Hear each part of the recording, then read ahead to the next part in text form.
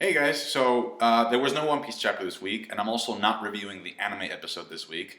So instead you get this, and this is an idea that I started thinking about after I read chapter 818, and now that I've gathered a little bit more information, I think I'm okay with this. I feel a little bit more confident. So here we go, and this whole thing is about my thoughts on the island of Raftel, the final island of the One Piece world, yo. So as you can see from the picture, that's one of the few images we have of the island. And obviously it's really, really blurry. There's not a lot of detail we can sort of evaluate from that. But just keep in mind that it's really, really foggy, all right? It's depicted with fog. Each time Oda draws it, there's like some sense of mystery around it. And we don't know what it looks like, but we know how to get there, thanks to chapter 818. And just to remind you, the way that we get there is to find the 4 poneglyphs that lead to separate islands. The separate islands, you actually graph an intersection between the 4 points, and in the middle, you'll find Raftel. Now, when this chapter initially came out, there was a lot of people, I read a lot of comments saying that this could be a plot hole, because technically speaking, you do not need 4 points to find the middle point. You just need 3, and you use triangulation, and that's how you find it. But let me tell you something. I don't think it's that easy. If Oda is saying you need 4 points to get there, you need those fucking 4 points. The way I see it, it's kind of like Zelda. You get to a temple, you're challenged there, your skill sets are tested, you get a new special item, you defeat the boss, and after that, and only after that, can you go on to a next temple. Obviously, there's some exceptions when it comes to Zelda. You can skip certain temples and do them in different order, but that's kind of like the point that I'm trying to make. In this case, in One Piece, the poneglyphs would actually be the maps, although that's not really a good connection that I'm making here, because sometimes you can pass these temples without using the maps. So in this case, the road poneglyphs are actually like the special items that you need to get to the next phase. That being said, another argument why I think that it's impossible to get to Raftel if you only have 3 points is because you don't know what these islands are doing. Like, some of them might be moving around, they might be floating in the sky. Their position may not be stable so that you can track whatever the fuck the intersection is if you only have, a couple of them. Another counter argument for this is that if you look, and this is the most important reason, if you look at the chapter 818, when they're talking about the intersection of the 4 points, you'll notice the 4 islands are there. They trace the intersection, and right where Raftel is supposed to be, you see a blast of water, like there's a fucking explosion coming out of the sea. So to me, that implies that unless you get to the 4 islands and you do something very specific, the island will not appear. So let's say that each of these 4 islands has some type of a switch, or you need to do something to activate the switch so that once all switches are on, so that's why nobody in the history of One Piece, with the exception of Roger, has been able to find the One Piece, because they don't know how to read the maps and they don't know how to read the instructions. The only person who could do that is Robin. So once that final island appears on the map, news of it is going to spread like wildfire. Every single pirate is going to want to get there. And not only that, but the Marines have to get there. Imagine, like, as soon as Raftel comes up on the map, imagine like a buster call times 50 at least, because they need to make sure that they destroy whatever the fuck Roger left there. This is why the allies that Luffy has been able to gain are so important, specifically the fleet. So at this point you have Raftel, alright, surrounded by 4 islands. You had 7 commanders. We got 7 commanders out of Dressrosa. If you think a little bit more about it, you can add Law onto that. That makes 8 commanders. So let's say you split them up. 2 for each island. So you have 2 commanders protecting each of the islands that surround Raftel. And it's not just the commanders, you also have an army of allies that Luffy has been gaining throughout the entire series that serve as like this barricade, this front.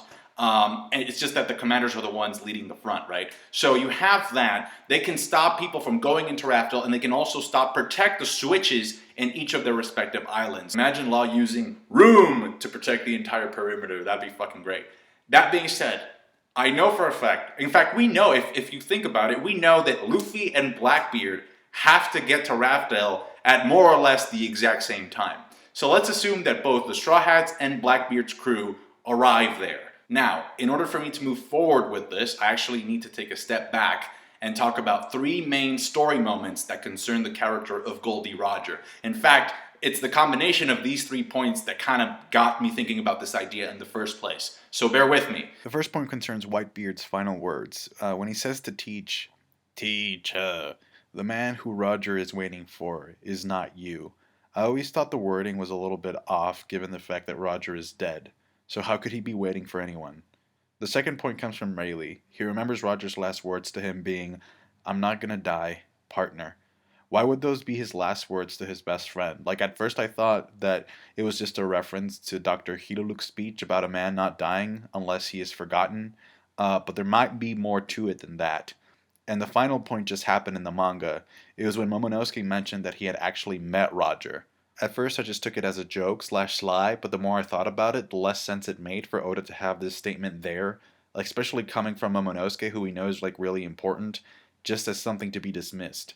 All those points stated, I do not think that Roger is alive, but I do think that somehow his presence, either through the will of D or through Haki, has been able to transcend his period of death. Like, I don't think he's alive per se, but I do think that he's left either an after image or some sense of himself in the world of the living to act and to give instructions to people and to fulfill certain functions. I mean, if it's true that he talked to Momonosuke, you can bet your ass that conversation was important because of Momonosuke's heritage, because of his lineage.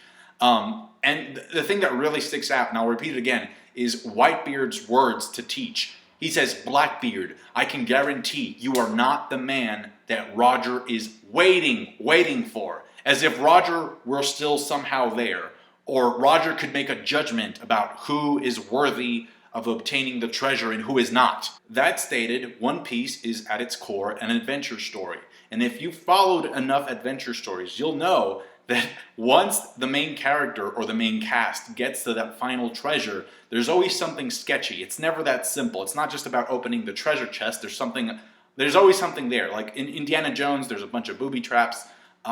In Pirates of the Caribbean, the treasure was cursed. In fucking Treasure Planet, the treasure was rigged so that if anybody got to that treasure, the fucking planet was rigged to explode so that nobody could get to the treasure. So what I think that's going to be for One Piece is this, all right?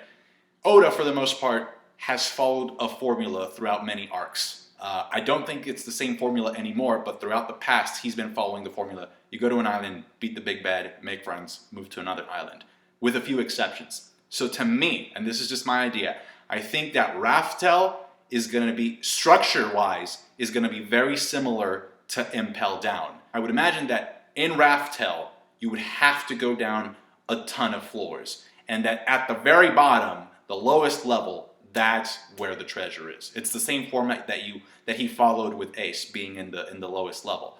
And so you have Luffy and Blackbeard's crew going down. They can start fighting. You could actually leave a Blackbeard pirate and a Straw Hat on each of these levels to make sure they can fight each other there. But that's not important. Even if that doesn't happen, it doesn't matter. My point is that at the very end, it's going to be Luffy and Blackbeard in front of that final treasure. And I can guarantee you that the reason why Roger was smiling before he was put to death during his execution when he said, "If you want my treasure, go and find it. It's all yours." The reason he was cracking a smile was because he knew he made the proper arrangements so that if somebody with a darkened heart was the first person to get their hands on the One Piece, he left something in Raftel, a defense mechanism. You can call it a curse, you can call it a procedure, whatever. Something is going to activate if the wrong person gets their hands on the One Piece. That's going to turn everything to shit. I think the walls of this chamber, if not all of Raftel, is going to have some type of sea stone element incorporated into it just to make sure that Roger didn't make it easy for Devil Fruit users to get to this treasure.